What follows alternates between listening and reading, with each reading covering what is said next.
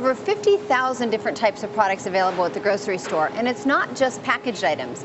As you can see here, this store is selling today 670 different types of produce varieties. And we think that's great when it comes to produce. Unfortunately, many of the packaged items that we find on the store shelves should actually stay there. What's great about grocery stores is they're all essentially set up the same way. All grocery shopping can be done around the perimeter of the store, about 90% of shopping. And here we have the first perimeter is produce, fruits and vegetables.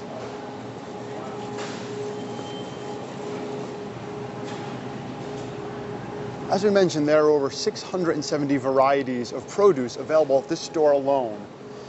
So instead of just focusing on things like green apples, which are fantastic for you, maybe try other options, mangoes, pineapples, oranges. There are so many different nutrients in all these foods. You want to make sure you're getting all of them. Vitamins, things like vitamins A, C, and loads of antioxidants. Remember, the darker the color of the fruit or vegetable, the better it is for you. So make sure you're eating a whole variety of produce at all times. Many people are overwhelmed by all the variety that's available in the produce section. And so one way to make this a little simpler and an easier way of kind of navigating your way through here is to think about buying a rainbow of colors. And here's a perfect example of the rainbow of colors you can get with even one type of produce. For example, peppers, we have green peppers, we have red peppers, yellow and orange. And so when you're thinking about your diet during the course of the day, think I'm going to eat a rainbow of colors every single day throughout the course of the day. And each unique variety, as I mentioned, has all different antioxidants and vitamins and minerals. So that's why you have to make sure you have a variety of colors, again, a rainbow of colors every single meal. We can't stress the variety of produce enough. All different fruits and vegetables have unique ingredients and unique benefits. Here we have a family of vegetables called the cruciferous vegetables: cauliflower, broccoli, cabbage, and also Brussels sprouts. They have unique properties that can help fight disease, such as cancer, so make sure you include these on a regular basis. And do things like add different herbs and spices by getting recipes from magazines and the internet to make sure you enjoy the vegetable. Don't be afraid to try different things. Remember, variety is the king, and we challenge you to try at least one new variety every single day. One question we often get is about prepackaged products. Are they as good as fresh produce? And the answer is yes. In terms of nutrient value, they're identical. However, what you're paying for is the convenience. So somebody's already washed and packaged that product for you. It's pre-cut, oftentimes, such as these carrot sticks and celery sticks. And so you're really kind of paying for a sous chef in your own home. But if that convenience means that you'll eat the product, then we're all for it. Here we have the salad bar, which you can find at almost any grocery store these days. Salad bar is a great option. You know, if you didn't pre-plan your meals and you're at work with some coworkers, you want to get some lunch, you know, it's better not to stop at the fast food restaurants or other restaurants which could offer real high-fat meals. Something like a salad bar, which is offered at most grocery stores, is a great option. Look at the variety we have here. We have the dark green vegetables we talked about, the spinach or spring mix, and it's a great way to get a variety of vegetables that you may not otherwise try on your own at home. However, don't assume everything that you find on a salad bar is actually healthy.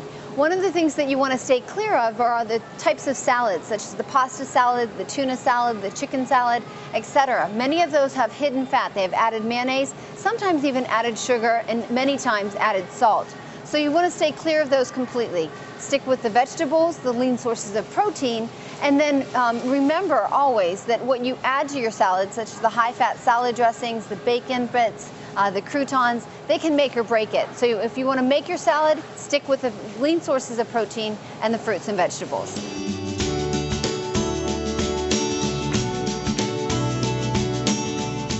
It's important to understand how to read food labels. Every food package has a food label, so make sure you learn how to do this. And we're going to go over some guidelines now. First of all, on any food, you want to first look at the serving size of the food.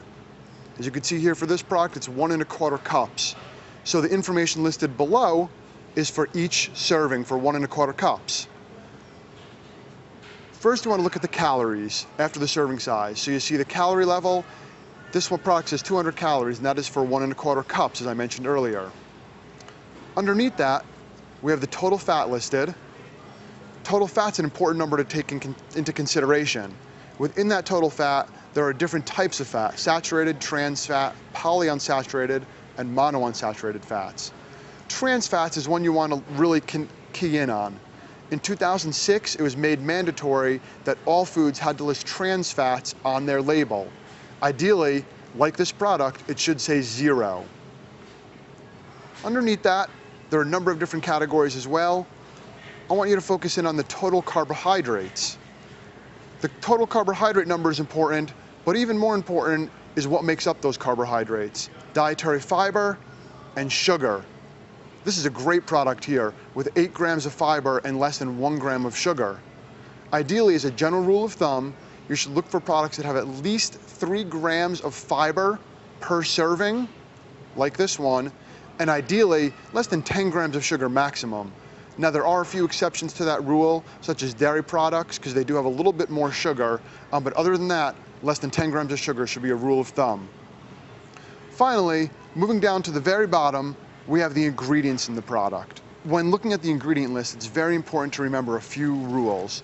The first ingredient after this ingredients is the most abundant one in the product, and subsequent words after that are less and less, meaning the first ingredient is the most, all the way down to the final ingredient has the least amount in the product.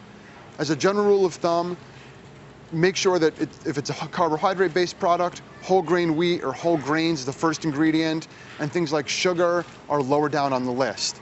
As I mentioned, if it has hydrogenated oils or partially hydrogenated oils, put it back on the shelf. You don't need it. And also you want to key in on, if typically in the first 5 ingredients, if it's any type of sugar, such as sugar itself, high fructose corn syrup, or another name for sugar, again, limit its intake or put the product back.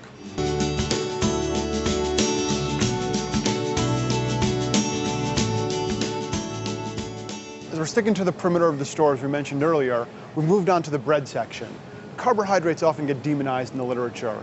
And what's important is that carbohydrates are not bad per se, it's the quality of the carbohydrate. So a licorice is a carbohydrate, and so is a bread. The key is to focus on a whole grain, high fiber carbohydrate. But it's hard to find out what that actually is. I mean, look at how many options a person has here. This is insane.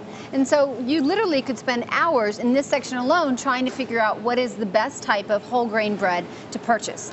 It makes it difficult.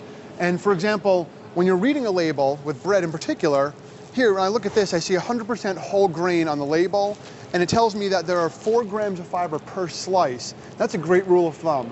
When we talk about with clients making smarter choices, we say aim for at least 3 grams or more of fiber per slice. And what's important is looking at the actual serving size.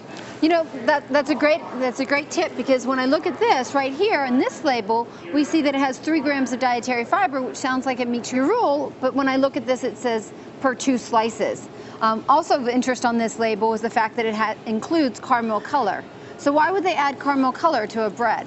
You know, it's great, it's a great point. And caramel color actually makes it look, it gives it a darker color. A lot of people associate a darker color with high fiber. That's not necessarily the case. So be very wary, read labels, and again, look for 100% whole wheat or 100% stone ground whole wheat or whole grain as the first ingredient on the bread.